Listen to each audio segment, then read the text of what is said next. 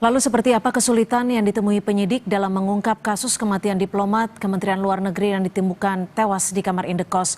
Kita bergabung dengan staf ahli Kapolri, Hermawan Sulistyo, yang biasa saya sapa Prof. Kiki. Selamat sore Prof. Kiki. Ini hampir sepekan polisi belum simpulkan sebab dari kematian diplomat muda ini. Menurut Anda, apa sebenarnya yang menjadi penyebab sulitnya diungkap kasus kematian diplomat ini, Prof? Nah, kalau forensic policing, ya, pendekatan pemolisian yang sepenuhnya mengandalkan pada jejak-jejak forensik, ya itu tidak bisa cepat memang. Dan jangan dilihat, ini sudah seminggu. Kasus Milosevic itu 30 tahun baru terungkap. Jadi nggak ada kejahatan yang kemudian hari ini dilakukan terus semuanya besok terbongkar gitu. Nah, saya kira polisi hati-hati karena apa? Ini diplomat. Kalau yang mati Hermawan Sulistyo gitu gampang. Temennya siapa, musuhnya siapa, comot, selesai. Nah, diplomat punya implikasi berita yang meluas di dunia karena di jaringan diplomasi itu kan ada kekebalan hukum bagi diplomat. Jadi kalau diplomat asing di Indonesia itu dia nggak tunduk pada hukum Indonesia. Kalau dia melakukan pelanggaran hukum itu tinggal dibalikin, dideportasi kembali. Jadi Anda mau menyebut bahwa ada kesulitan yang lebih kompleks ketika di sini yang meninggal adalah seorang diplomat. Dan apakah ini bisa dikaitkan dengan latar belakang pekerjaan korban, kasus-kasusnya yang sempat ditangani? Ya, mungkin saja, mungkin sangat pribadi, masalah uang, masalah asmara, atau yang lain-lain gitu. Tapi saya nggak mau berspekulasi, kenapa? Karena itu nyangkut orang-orang yang masih hidup, yang keluarga dekatnya, misalnya istrinya, anak-anaknya. Kalau kita salah analisa, itu terjadi victimisasi. Victimization itu kalau korban sudah meninggal, dia tidak bisa membela diri, lalu dipersalahkan. Ya. Dipersalahkan, itu namanya victimisasi. Jadi biarkan orang baru seminggu juga kan pengumpulan data itu tidak mudah juga itu. Ya.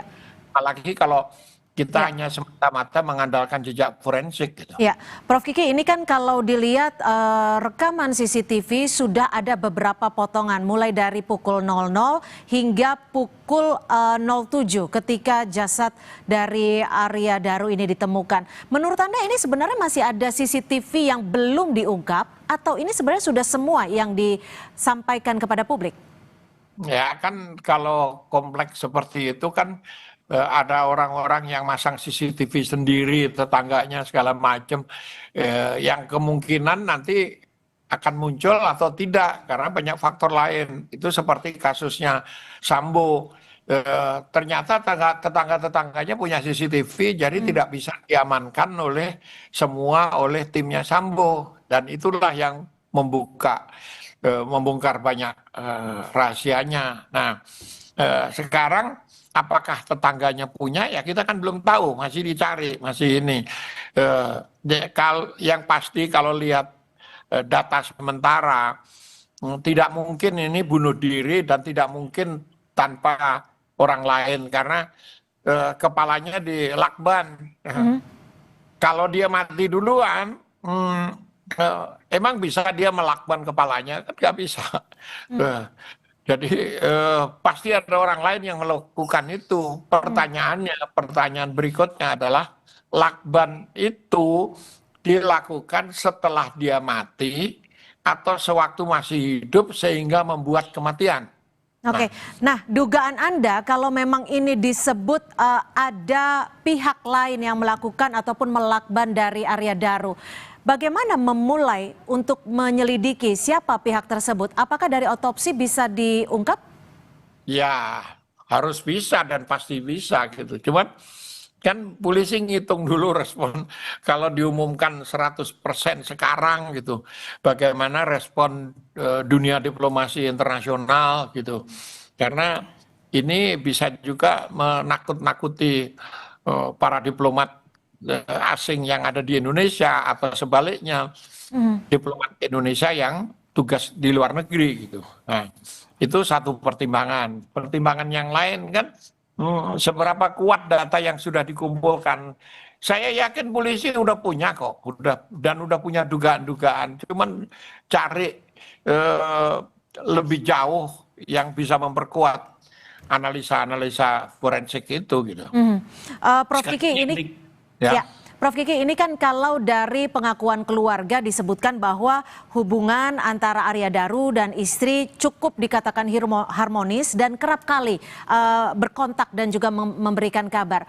Apakah kalau dilihat dari hal ini, apakah penyebab kematian dari Arya Daru ini berkaitan dengan personalnya sebagai seorang suami dan keluarga atau berkaitan dengan pekerjaannya sebagai seorang diplomat muda?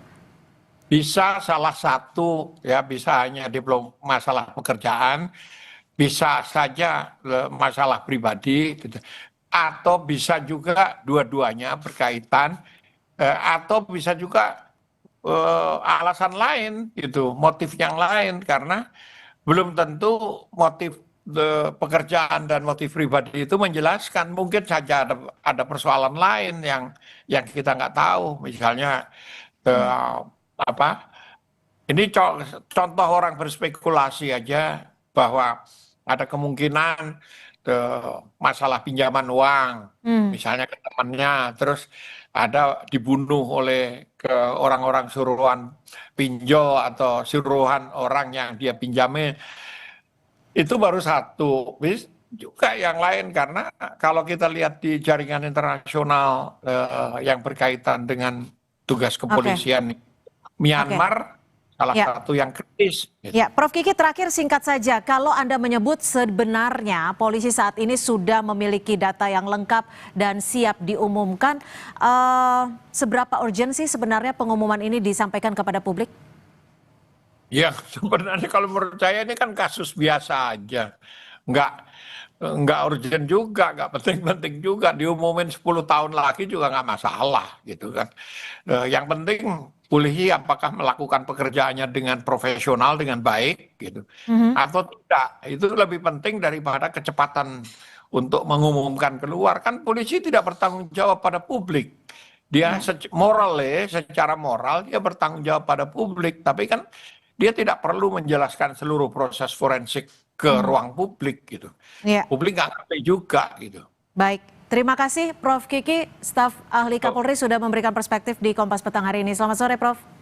Selamat sore.